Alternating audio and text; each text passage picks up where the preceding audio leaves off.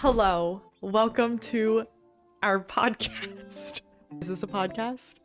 Who knows? It could Episode 1. it could be a podcast. It could not be a podcast. It depends. So I am here today with my friend Max. Max, do you want to introduce yourself?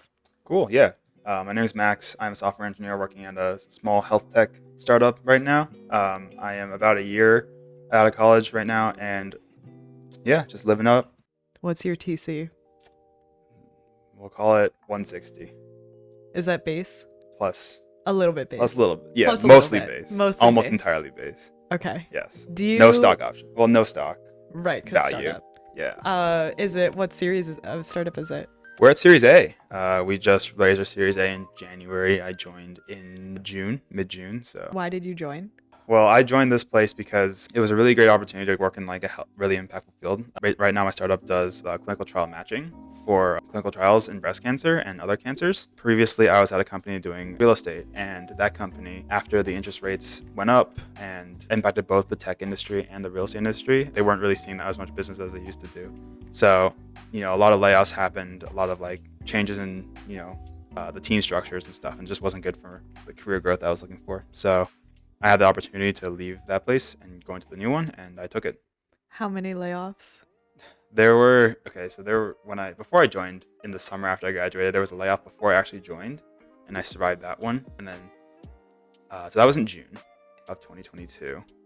And then I had another layoff in November of 2022, and then another one in March, I want to say, of 2022.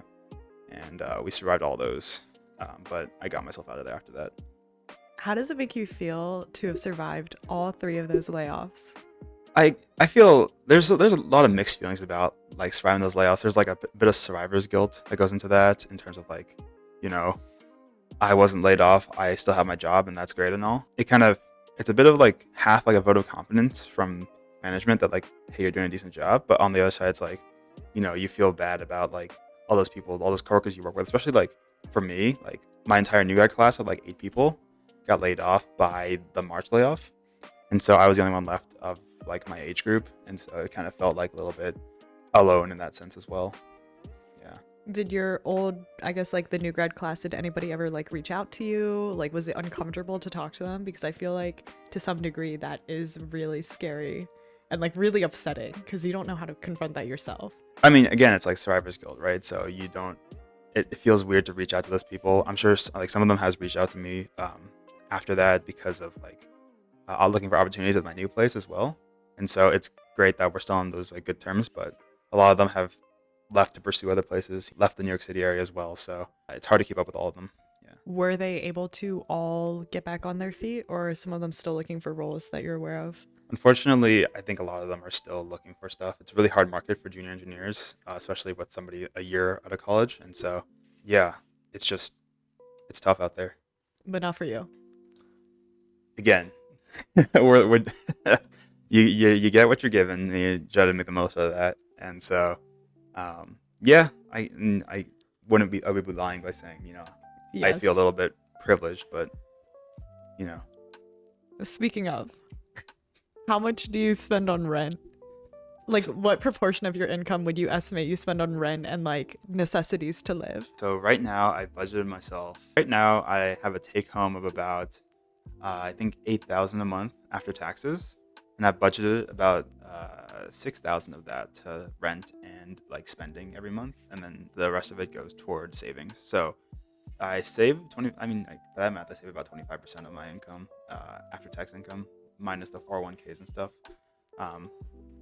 Rent wise though, that would make it 30% of my take home income goes toward rent. So it's a pretty penny. I'm trying to get out of this area, especially because my job now is fully remote, so don't really have to stay in the really expensive places anymore.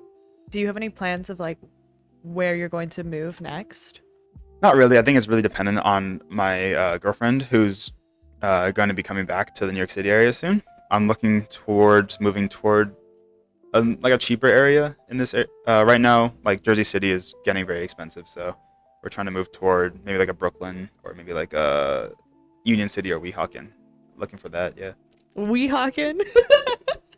Yeah, little known place called Weehawken. I've never heard of anybody who's wanted to move to Weehawken. What is there? There's Tell nothing. There's us. nothing there. There's luxury apartments. I don't really leave my house that often, so having all the amenities in one place is really nice for me. Especially things like gym, pool, a waterfront view, just to like walk around, having a pier. And so, um, I have all those things here, but I'm paying a lot more for that than I really need to. So, Yeah. looking for a different place that has the same kind of stuff. Do you think being remote has any effect on your, I guess, new grad experience? Because I feel like a lot of new grads, they make friends from their job. They make friends from like, and basically their community is whoever is in their job.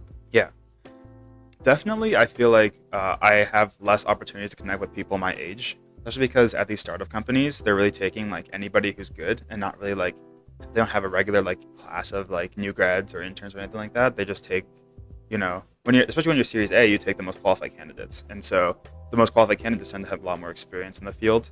A lot of my coworkers are at least like 35, and so I don't really get to connect with them on like, you know, like early mid 20s like topics. I have like my high school friends who are in the area, and some of my college friends are still in the area, but I haven't really made that many new connections through work at least. Does that Especially in make a you new sad? place. It's all right.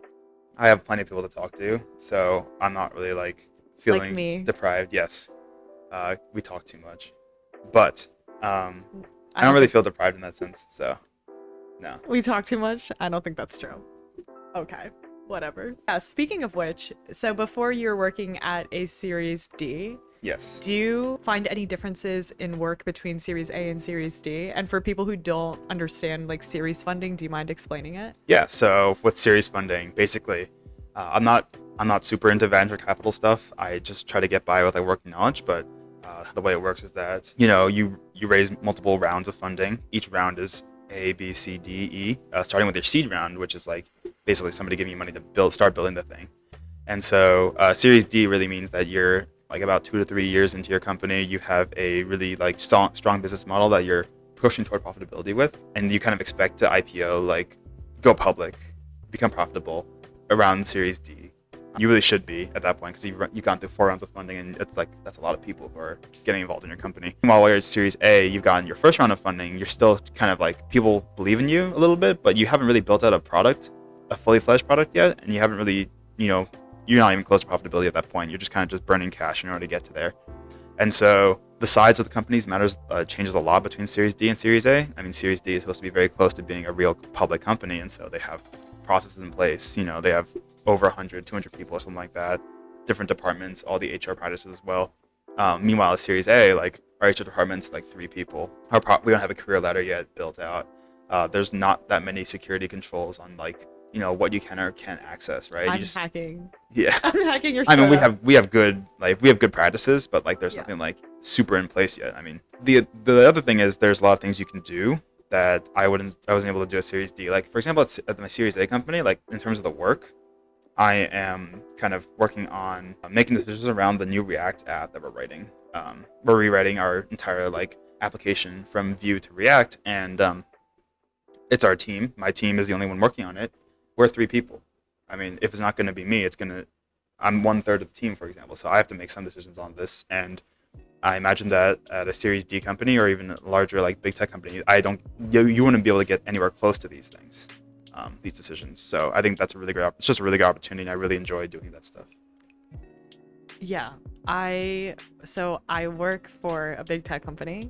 I can tell you right now, you don't get anywhere close to making any decisions on your own. Right. So, do you feel like your work-life balance, because there's only, say, 3 people working on a huge product, like, do you feel like it's taken a toll because of that? Or do you feel like how many hours, if you had to average it out per week, are you working? Yeah. So I think it really depends on the culture of the company and how well they enforce those boundaries. For me, I think the culture is a kind of a 8 to 5, but I don't really start working until 9:30 or something like that. Yeah. For me, I enjoy really doing focus work rather than just like kind of being there for the 9 hours a day. You know, the amount of work that I get done between 9:30 and 5 is like super. I feel really good about it. And I think if I went like longer, I would just get burnt out very quickly. And so it's just having that boundary, setting that boundary at 5 o'clock is what's really important for like your work-life balance, I think. And I'm not expected to do more than that, really. As long as I'm getting my work done, I feel like meeting expectations, I feel good about it. Do you feel like you get your work done? Yeah, I think people have remarked that, as a junior, like doing a lot more than really is expected, and so I think I feel good about like the amount of stuff I'm doing. Sometimes I think recently it's been like, I'm only like 2 months in, so I'm trying to get into the swing of things, and so um, recently I've been able to pick up more stuff and like spend more time on like meetings and like designing things. But yeah, I think we're Would you doing consider enough. would you consider yourself cracked?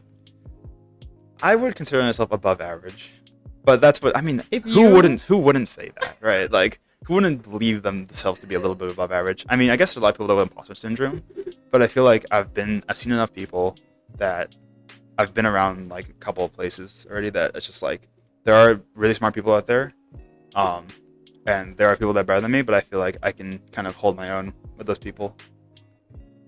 do you think you're smarter than me?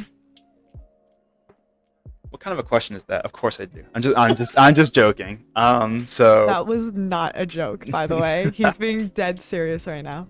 um, no, I mean, there's no point in talking about that, right?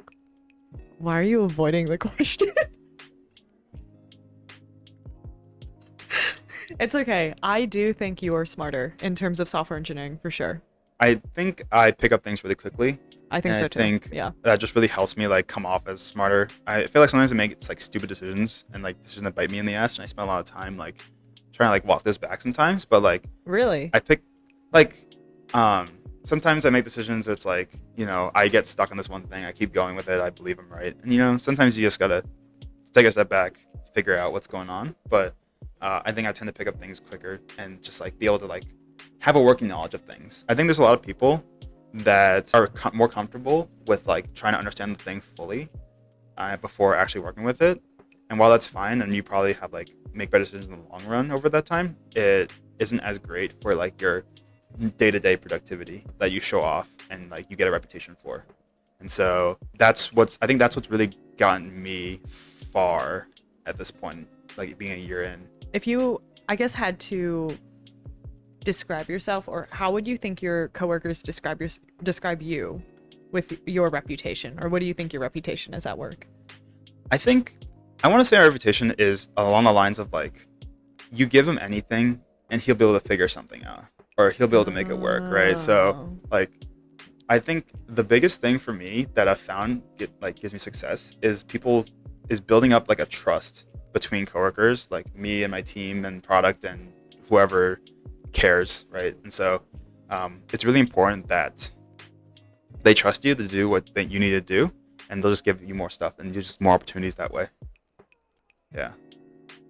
Do you feel like at times, because you're working with a smaller team, I guess, and B, you're working at a startup, do you feel like you're working above your level of somebody who's like just graduated, just started this new role? Do you feel like your responsibilities are a lot more than, say, the average, perhaps like big tech employee? I'd say like for coming out a year out of college, I think the things I've been doing at these startups is definitely not like something that somebody at big tech would have even the opportunity to do because of just like the amount of red tape that you have to go through. And so, um, like, yeah, I believe that my responsibilities are higher. I believe that it's going to be good for me in the long run. But right now, like, yeah, sure, I probably am being paid less than those people, right? TC wise, at least. So, I think you're I'm doing pretty good. I'm doing pretty well, but I'm at peace with like responsibilities to TC, like the sort of like ratio that you might think about. Yeah. Yeah, 100%. I can see that for you. There is a lot of red tape that Yeah. you have to deal with in like super corporate big tech environment. So I understand where you're coming from, but there's also like a lot. I almost think there's more politics in big tech than in an environment that you're in. I feel like your work is more important, and like what you're doing and like what you're creating is more important, but I feel like there is some level of politics within my team, within everyone who works in big tech, that, like, oh, there's only so much budget for this promotion, or kind of something that people don't really consider. Yeah. Yeah. What kind of politics are you talking about? I want to. Like, okay, so I'll give you an example, but not from my life. So There was this one person that I know who is a software engineer, and she had to, well, she was up for promotion, but she's been up for promotion for a super, super long time, and she's severely underpaid. So she was probably making less than the new grads, but she was like, has experience of like 2 years. In order to promote her, they had to basically give her all of the promotion budget so nobody else could get promoted. So Got it. people, right. So like, it's like, oh, if you only have $100,000 worth of promo budget, that could all go to one person who might deserve that promotion. And there might be other people who deserve promotions, but it could mean that they have to wait for the next cycle, for the next budget. Because if this person deserves to get promoted and your manager is set and intending for them to get promoted, then that is actually, the budget will go to them, which is like a whole thing in and of itself. But I don't know, like I feel like for startups that's just not the case. Like it might be a little bit different. I feel like at startups, there's not much budget for promotion in the first place, especially with like the places I've experienced where like Yeah. we're tight on money, we're not doing super hot. So that's my experience. It's just like you know people make sacrifices. We didn't get salary adjustments for that year. We didn't really get a stock refresher until like it was really dire. Like promotions were like kind of halted or like delayed at that point. So I think just overall, like I think depends on the company. It really like if you're doing well, everything's great. If you're doing badly, everything's worse. And I think at startups you have a higher high and lower low in that sense. Are you comfortable with the idea that they might not promote you? Yeah. I'm a I'm more self assured. I tend to say I'm on the self assured side. So if like I don't get promoted, it's not like a reflection of me and my skills. I feel like there's got to be places out there that would value like the things I do, and so promotion is a great recognition. I think it's something that I strive to do or strive to get. But like if it doesn't happen to me, it's not. It's like I can get better, of course, but um, as long as I'm hitting my goals that I think that I'm supposed to be hitting, and we're having that conversation with the manager and things like that, it's all you can do, right? And a lot of people like your friend would be solved with things like job hopping, right? That kind of stuff. And so that's always another option. Did you have the opportunity to go into big tech at all? And if so, why did you decide to go startup? I had the opportunity to go. I think the only offer that I really had in hand was a Bloomberg offer, which is not traditional big tech, but it's like along the same lines of like um, Hella corporate. big corporate company, right? Yeah. And they have like when you weigh the things between the two things, you have like the perks. Bloomberg has free food, right? You have the culture. I mean, they require you to go in office all the time, but they have a lot more people that you can connect with, and a lot more teams, a lot of people to work with as well. I think the biggest reason that I didn't join Bloomberg versus like the real estate startup that I joined was the amount of like opportunity that we had to sort of like have ownership of your own work and kind of grow faster. I joined startups because I want to make an impact and I want to be able to like be trusted to do a lot of things. And at places like Bloomberg, you're just not going to get that for like many years. And so I don't think I could stand doing boring work for that long, right? Yeah, there's like a seniority privilege for Yeah, sure. exactly. And so when you have people there that are like 10, 20 years of the company, your word is not going to do much against theirs, especially even if you have the right answer. I feel like it would be really hard to stand up for yourself in an environment where you are up against somebody with 10, 15 years at a company. Right. Yeah. And just the other day, though, like my manager has 10, 15 years in Angular experience at a different health company. He joins the same company. He's my manager here, and he comes up with me. It's like, I want to use this. I want to use Material UI. I want to use this UI library. Do you think we should refactor all the components into like a company-specific version with all the styling and stuff like that? I'm like, if you look at, I'm like, hey, MUI has, their own customization tools that are pretty robust, and I think we should use that instead of refactoring all the tools or all the components. He's like, you're right, right? We should not do that. And so like it's that kind of like experience that I get at startups He that I said, "You're right," and now he's writing your name down for getting. think he wants to get He's rid of like, me. let's get rid of this kid. I am an absolute pain to manage, by the way. Like I am so annoying to managers. But Why? because I really want to get my stuff done, and I will pester anybody that it takes to like get it done, right? And so if it's just like, What do I you need the answer. I need the answer mean? to this question to do my project, or I want to know about like what my next steps are in my career, or like I think we should do this on our like overall goals for this quarter. I'm gonna bring that straight to the manager. Be like, hey, like I think we should do this, and like I have the humility to be like, I'm gonna be wrong, like a lot of the time, but as long as I have a good idea and I have rationale behind it, I feel really comfortable bringing it up to people. Whereas I think at Bloomberg, it's gonna be really hard to like have that sort of like assurance about yourself. Be like, I think I know enough about this topic to make a decision on this and bring it up and defend what I think.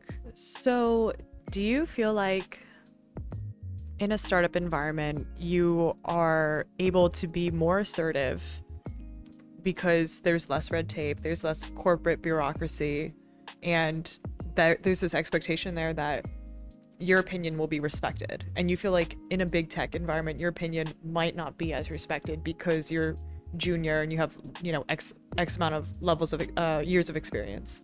Yeah, I think that's part of it. The other part is just like Okay. you need to go through so many people to get your stuff like actually like working, right? Like Yeah. I've heard stories about Amazon where you have to like if you want to get this permission, you have to ask an L3 or L4 to sign up on your L5 to sign up on your L6 or something like that. And then it has to go all the way up the chain and all the way back down for it takes maybe like 2 weeks for you to get access to this one SQL table or something like that. And so like, meanwhile at a startup you could be like, hey, I think this SQL table is like screwed up, like we should change it. And then you pretty much have access to everything already. Hey, So. I think we should delete this entire database. And so that kind of stuff does happen at startups. We've had incidents where like tables get deleted, entire tables get modified. Like What? it happens, and like it just means that you don't have the process in place to like prevent that happening. And it's really just a process fault rather than a person's fault.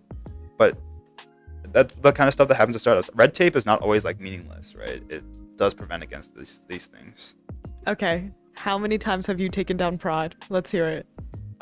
Okay. At my first company, I took down prod about 2 or 3 times.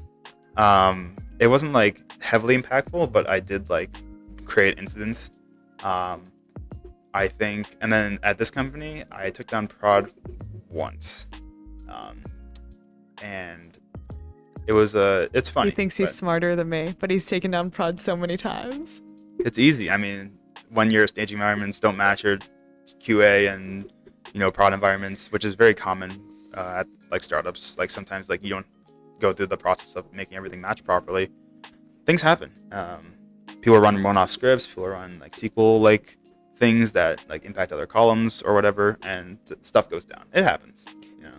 So at my company, we log a lot of things, and logging can get really expensive really fast. Yep. Out of curiosity, how much of these metrics do you guys keep up with? And like, do you ever get worried because you have so much access that you might like accidentally create like a log that just keeps logging over and over and over again to a point where it gets super expensive? Especially like in a startup environment where you are saying budget is tight. I wonder, this might be a dumb question, but I guess I'm wondering, like, has that thought ever occurred to you that you could cost the company thousands, if not tens of thousands of dollars? Whereas like, I feel like because of the big corporate governance, they're like, things happen. So like if that happened, it's like they have budget for that, but do they have budget for like expensive mistakes? Yeah, I think the reason that logging at big companies are so expensive is because the volume of users that are using it, right? So you have like, your one line of code probably logs every time somebody hits an endpoint, right? And so when there's a million people hitting the endpoint, it's very different from like a startup where like at the startup right now, I have maybe 20 people a day, At the first startup, I had maybe like 300, 400 people a day, right? These are magnitudes different of like size. And so these mistakes around logging, not going to be as expensive or impactful, right? You do have other mistakes that happen though. Like, there's a lot of things that you think about when you try to scale up. That's really hard. One of the things is like, for example, like we're scaling up our like processing system, our streaming system for like processing like patient data, right? And because we've taken on a lot of like new health systems, our backlog in the patient data thing has gotten very bad over the past couple like months. So like right now, I think it's probably sitting around like 5 million patients waiting. And but like before I got there, it was fine. Like it was no more than a 2,000 at one time. But like once people start submitting stuff like throughout the day, like it scales all the way up to 5 million. And that's a really big problem that we have right now. And the answer isn't as easy as just like let's spin up more containers, right? You have to, it's a real architectural problem at that point. Do you have any input in architectural problems? Yeah. As long as it's really as a startup, like as long as you have an idea and you can defend it, and you're like not gonna like get like super pissy about like if somebody like tells you your idea is stupid, like you should really feel free to like go up and just say like, I think we should do this. Does anybody have any other ideas? Has anybody ever hurt your feelings at work? I don't take these things personally. I think there are times where I like, oh, I wish he agreed with me, right? Yeah. You know, but like it's not personal. We're all trying to solve a problem. We're all trying to make the best thing there, right? So Do you think you've ever hurt somebody else's feelings? I definitely have.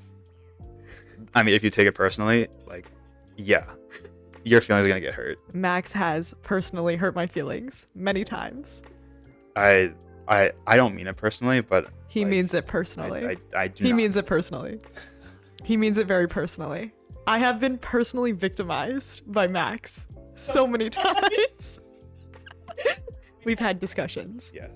but not about technical things. Well, sometimes about technical things. Yeah.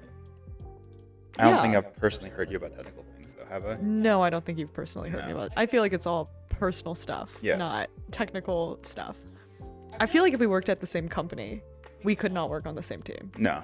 I feel Right. like We are two very different people. in a professional sense, we could probably like make it work, but couldn't. you probably wouldn't be my best friend. That's really sad. That'd That'd be like if we were working style. roommates and we had to see your apartment, and it's if you look around outside of the camera angle, there's a freezer with a bunny in it. He's got the It's just ice cream, I swear. Yes. Okay. Let me see if I have any other questions. Okay. Why did you turn down Google? Okay, there's a couple reasons. Okay, so there's Google's end. There's a couple of reasons. Mine, there's a couple of reasons. Google's end was not team matching me. I passed hiring committee.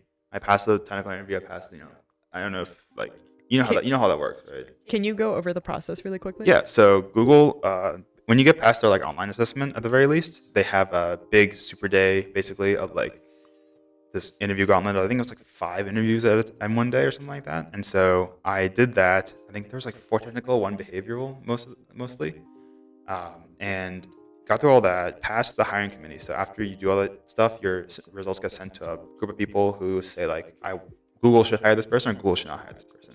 And it's more like Google as a whole, as an organization should hire this person. But after you get past that, you have to go to team matching, which goes to your stuff, your information goes out to individual teams. It says your team, somebody on a team has to say, I want to hire this person, right? And so that was the part I was stuck in, and really just not gathering any attention from that. And so I was talking to my recruiter over and over, be like, hey, like you got any updates? And there's just nothing coming through for the next, I think it was like 2 or 3 months I was stuck in there. And so by that time, I had an offer from the startup, an offer from Bloomberg, and I was like, okay, like, what are you gonna do, right? And they're like, look, we got nothing for you based on your location preferences. If you want to move to like Pittsburgh or if you want to move to Wisconsin, like we might have something for you. And I'm like, I like Google. I don't like it that much, right? Yeah. It's the same kind of deal with the corporate red tape that I didn't really want to deal with, especially with like the offer from the startup that, like honestly, like base salary wise, comparable enough to Google, right? So I was like, I'm not my take home is not that impacted. I think I'm gonna become a better engineer by going to a startup. I chose a startup over Google. That makes sense. Yeah. Give us one software engineer hot take. One software engineer hot take. Your most controversial take. I think the most controversial take that I have as a technical thing or like Anything related to software engineering works for this. I think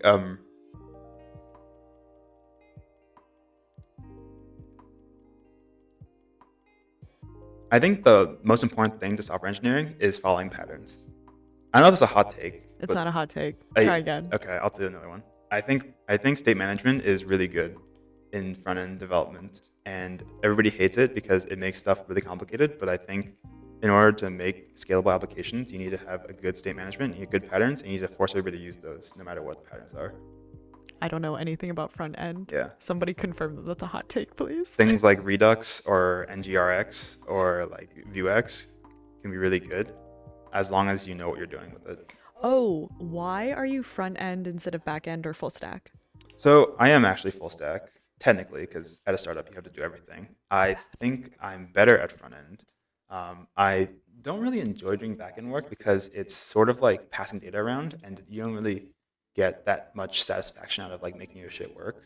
Um, my like motivations in software development is creating a product.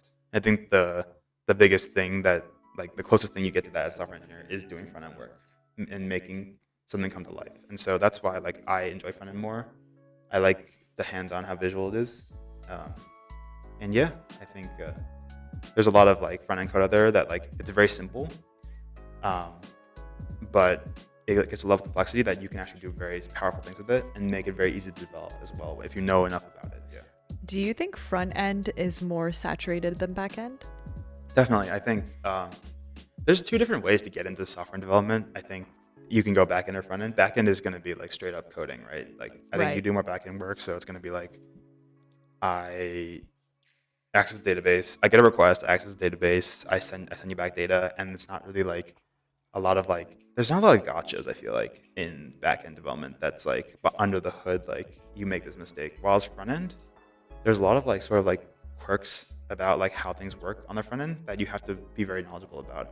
And while like HTML, JS, CSS is really easy to get into, it's like a tip of the iceberg kind of deal in terms of like how deep it goes, until you get to like things like you get to like frameworks like React, Angular, right? And then you get into like frameworks of frameworks like Vite or Next, and then you get into like how you do styling, right? I think right now we're grappling with the problem of how do we want to do styling. There's three versions we can do it.